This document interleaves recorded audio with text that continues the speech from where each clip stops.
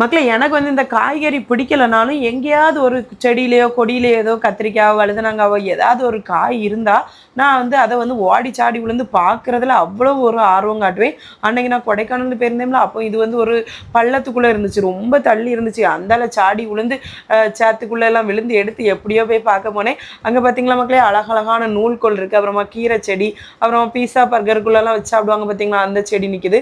அதுக்கப்புறமா இது வந்து மல்லிக்கீரைலாம் அவ்வளோ ஃப்ரெஷ்ஷாக இருந்துச்சு. வேறையும் நிறைய வித்தியாசமான பழ செடி கொடிகள், அப்புறமா முட்டைக்கோசு, சவு இதெல்லாம் பார்த்தேன். இவ்வளோ ஃப்ரெஷ்ஷான காய்கறிகளை நான் எங்கேயுமே பார்த்தது கிடையாது. ஏன்னா தோட்டத்திலேருந்து அப்படியே பறித்து ஃப்ரெஷ்ஷாக வச்சுருக்காங்க மக்களே. இந்த மாதிரி காய்கறிகள் வந்து கொடைக்கானலுக்கு போகிற வழியிலலாம் அங்கங்கேயா வச்சுட்டு இருப்பாங்க.